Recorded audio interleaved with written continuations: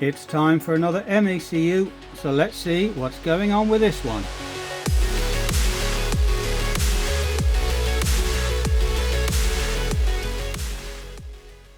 So this is another one of the Siemens MSS 50s. We had a big deep dive on this before, and this has come to me with misfires, so it looks like we're going to have to do our ignition coil drivers, and we'll be checking through those and seeing what they're going to be like. So the first thing we're going to do is plug it in on Diagnostics and see what it's doing. So we'll check the functions on this ECU first off. Let's have a look at our power draw. Yep, that's good. So that's about what I expect on one of these things. And let's see now if we can connect MSS 50. Okay, and we're getting details out of there. Good, so it is alive. So let's have a look at the fault codes and see what's in there. Right, internal driver diagnose. Okay, so that's going to be a bit of an issue. So we have internal driver diagnose, which is a bit of a nemesis for me. We had that in a previous video where I couldn't figure out which chip was causing it. So in this case, we can see it's been there for 6.8 hours. So that means, I'm guessing, this car must have been driving when that was an issue, because that's a long time for this thing to be, you know, just have the ignition switched on as people are checking into stuff. That's quite a bit of time. What else have we got? This one. So yeah, that one is going to be a voltage supply, and same sort of thing, 6.8 hours. According to that, again, it looks like it only had 0.7 volts. Clever thing about these fault codes is that number 54 in this particular case, not in all of them, but that's going to mean it's going to be the input that was on pin 54. That's how you originally did the fault codes. It was just the number for the pin that had the problem. What else have we got? That is ignition coil 1, ignition coil 6, and ignition coil 2. So 1 and 6 have apparently been seen once. Ignition coil 2 has been seen 4 times. That has been present for 0.4 of an hour. Ignition coil 6, 0.9. And coil 1, 1.3 hours. So that might have been the first one to go, and that was at 3,100 RPM. We got a decent battery voltage there. This one, back there, again, we do have battery voltage showing 0. That one there, battery voltage is okay. So maybe some sort of a wiring issue, but we still obviously have internal driver diagnosed and misfires. So I guess we're going to have to open him up now, and we'll have a look at these drivers. So first look and a smell test. Let's have a look. So that doesn't seem too bad to start off with. At the back then we have, these are our 6 ignition coil drivers. These are the chips that drive those chips. So one of these might be having an issue, and I'm going to see if one of these is responsible for the coils we had an issue with. I think, was it 1, 2 and 6? I might need to check back and have a look at those fault codes and see which ones were which. But I wonder if maybe it's one of these that has an issue. But I will have to go and check all these drivers and make sure they're okay. So this is my sort of standardized test that I do on these. So I get this over to diode test, and we are in, and if I get my leads out, we should get a beep there. So we're going to go now between those, and I just realized you can't see anything on that screen. Let me see if I can move that a little bit better. So contact our leads. If it would stop focus on my hands, 1.24, 1.18, slight difference, 1.19, 1.19, 1.19, 1.19. So that's interesting. He is slightly different to the others. So let's try swapping the leads around, and we'll go again. Can I get him a contact? 1.23, 1.19, same sort of thing. So we're all in the same ballpark. So we're not picking up any of those being shorted. Let's try now back contact. So that tab on the back runs down to the middle leg, so I can get to him fairly easy on the top. So on one leg, 2.9, 2.7. We are getting nothing, nothing, nothing, nothing, nothing, nothing. So that could be something interesting. Nothing, nothing, nothing, nothing. And back to this one, back leg. So that one there is standing out compared to the others. So that's going to be a bit of a suspect. So I think what I'm going to have to do now is I'm going to figure out which ones control which cylinders. As it's not in an order as 1, 2, 3, 4, 5, 6. They are going to be a little bit randomized. So I'm going to figure out then which one's which, and we'll see what this guy is. Well, I've just gone ahead and watched my own video because I already noted down what they are.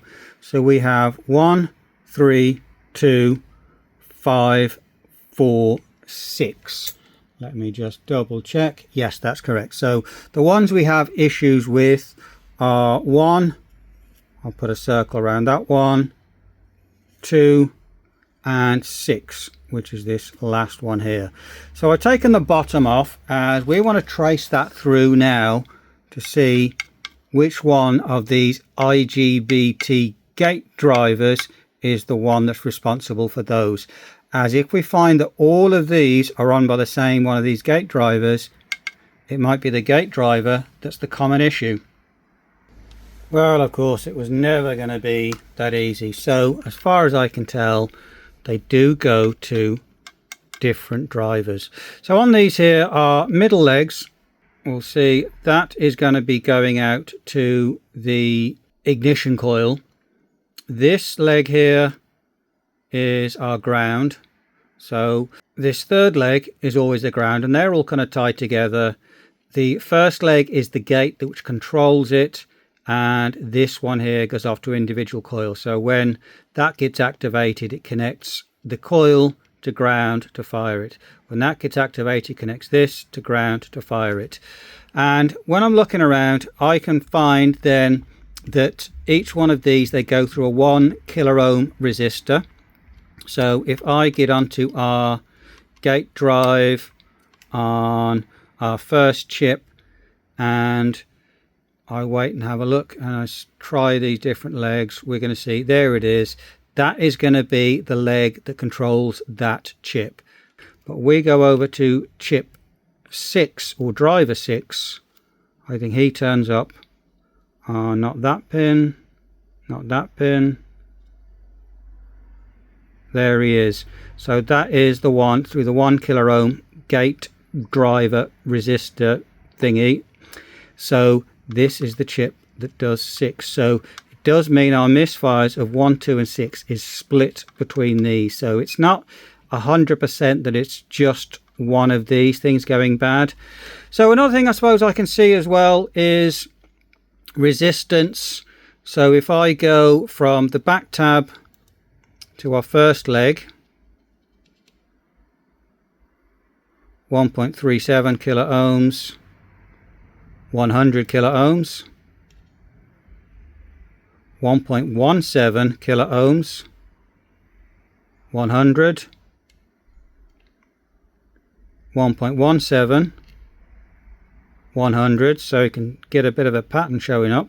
1.17 kilo ohms, 100, 1.17 kilo ohms, 100, and again on this one, 1.17, 100. So this first chip is showing off as ever so slightly different, 1.38 kilo ohms and our 100 kilo ohms. So again, we're pointing to this chip as the one that's standing out with something unusual. Something important to mention is when you are measuring them in circuit, you're kind of measuring both directions. You're measuring into that chip, You're also measuring out to these control chips. So what I'm going to do is I'm going to remove 1 and 2, and then I can check these outside of the ECU and also check those pads back into those chip and see where that slight offset in values is turning up. Is it internal in that chip, or is it still there in the board? So let's get them out next, and we'll be back in a second when they're gone. So that's them. 1, and if it'll come up, there we go, 2. So now let's have a check and see on those particular drivers. Let's see if the drivers are showing any differences. So we do have some unusual stuff. So I go back tab to this first leg, 2.7676 sits there nice and stable. This one, back tab, this leg, 2.82, again meg ohms, sits there nice and stable. I go on to our other leg, 2.81, sits there nice and stable. This one, 3.1, and it moves around a bit, so it's almost as if there's extra capacitance or resistance in there. And I'm checked to make sure that I'm not just turning these on. You can go and touch them with your fingers and sort of discharge everything. We get numbers going crazy. Touch all these ones to make sure that I haven't built up any charge, and I switch this thing on. And again, this one, stable, no movement. This one, again, stable, no movement. This leg, our first leg, nice and stable. Next leg,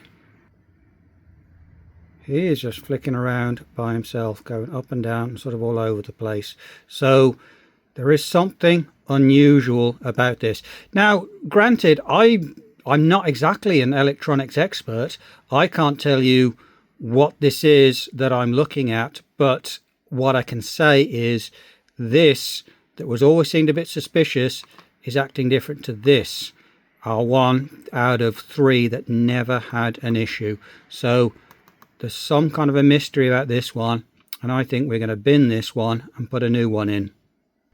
I forgot, I suppose there's another bit of a benchmark there.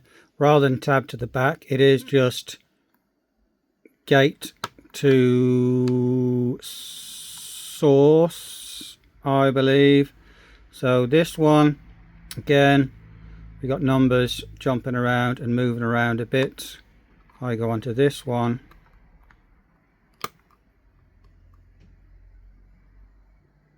.727 kilo ohms, super stable, not even moving. Back onto this one, 160 kilo ohms, and it bounces around a lot. So yeah, this one has something odd going on about it. Previously, when I've come across these, I've come up with obviously burnt out IGBT drivers. There's cracks in them, there's burns in them, there's scorching. You can see the plastic's melted, and it's pretty obvious what's gone wrong. But this one, I don't think I've seen an issue like this before.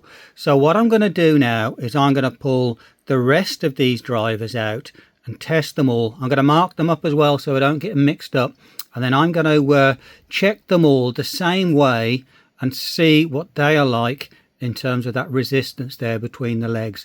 I want to see if 2 and 6 end up showing any differently. Now, they're not showing anything different as I'm testing them here, but since they've had issues before, I'm going to try those out and compare them against the other 2, which have never sort of come up with a code as well. Right, well, all 6 of these are out. So these were the ones that were showing faults on. I put little blue stripes on them. I've also numbered them on the back so I know which one's which. So let's try again with our leg to leg. This was our first one, and he is moving around 200-ish kiloohms. This one, static, 16.7 kiloohms. So that looks good. This one, 16.6, static. These three good ones, so one of these I've already checked before. 16.7, not moving. 16.7, solid. And finally our last one, 16.6, solid. Okay, so certainly we only have one that stands out as being odd, which is this guy with our stripe on him, as there's something weird about that.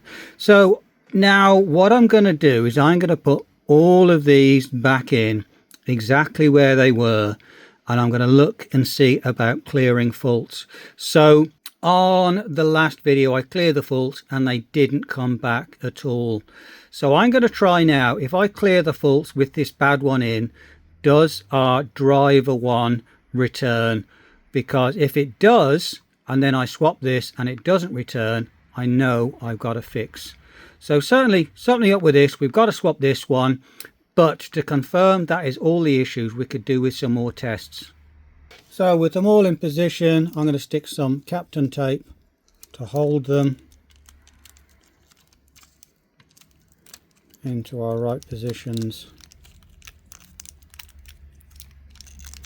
Flip him over and then solder them back in. All soldered in, current draw perfectly fine. So first thing, let's have a look and see. Now I would expect that as we go into this, we're probably going to be able to clear those faults. So internal driver diagnose and the voltage, clear, reread. So don't see it coming up there. Let's try a power cycle. So switch him off. Wait a few seconds until we see our current draw drop. I think it's about 9 or 10 seconds for this to do its soft turn off. There he is, he's off. Back on. And unconnect. Back in. And see what happens. Now, sometimes they remember the codes from last time and they don't properly clear.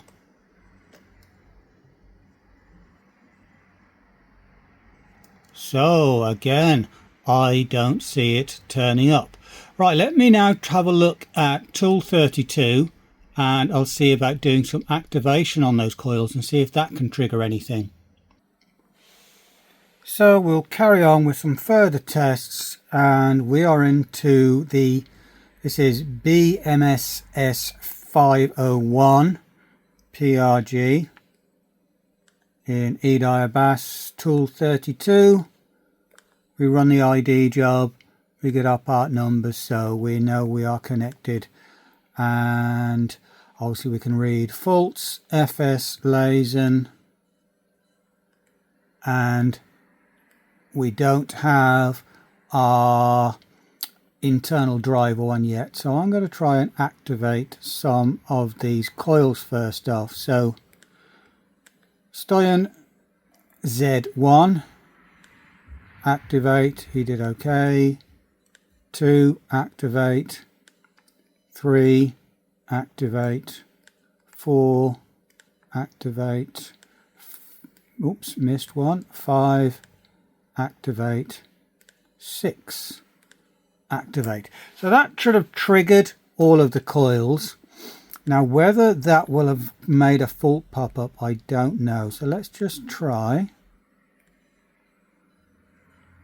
No, it hasn't. So the next thing I'm going to do is try with a little bit more load on them. So I'm going to try with a test light, and I'm going to see now if we can get those coils to activate and we see the test light doing anything. So in that last test we activated these coils. So we have these 3 pins.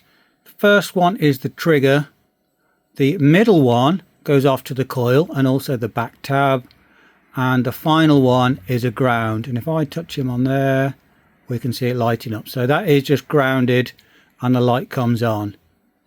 Now on any of these back tabs they should all be off, so no current should be flowing.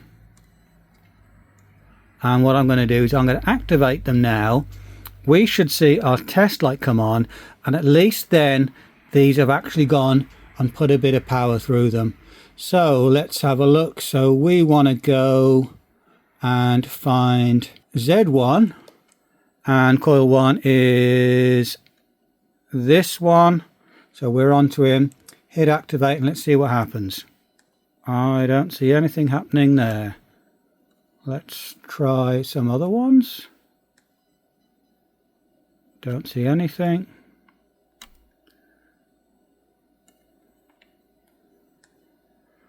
Don't see anything there.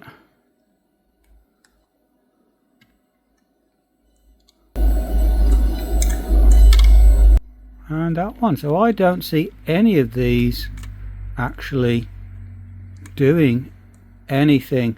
And I'm pretty sure that should have done something. Let's try 2. So we're on to 2. Activate.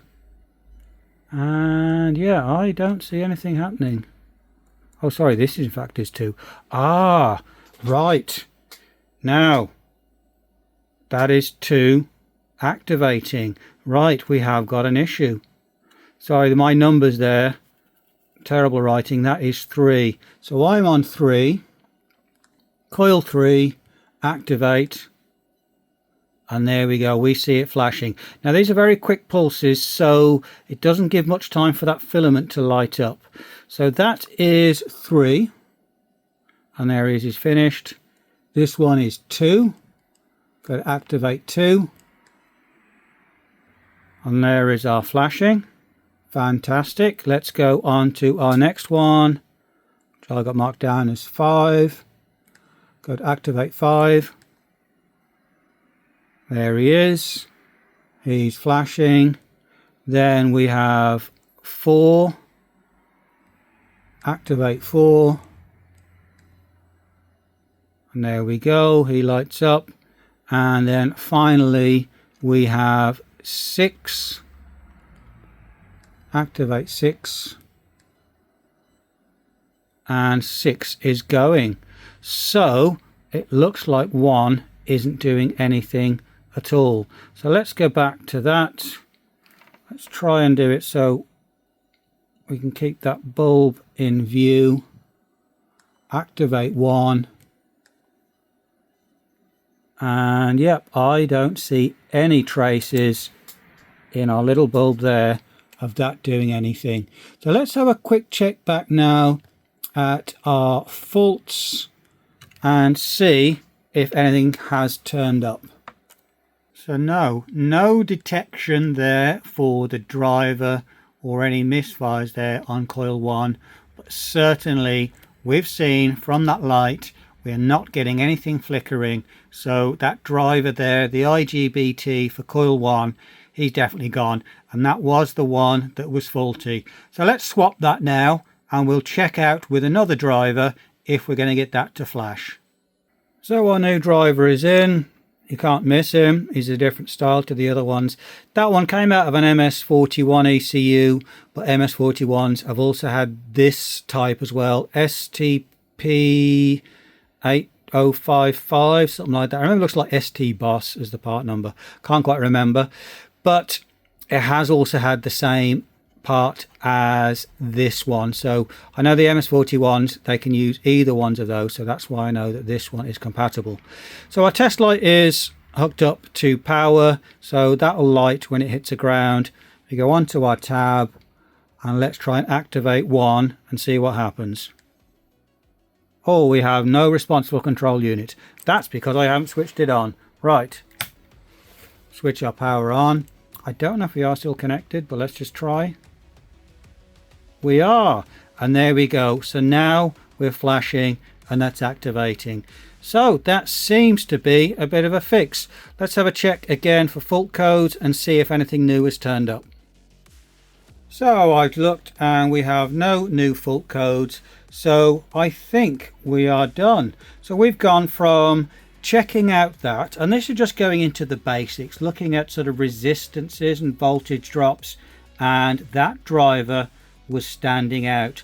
Also then when we took him out, we saw those readings were off, and it was only on that driver on 1 that was showing up something odd.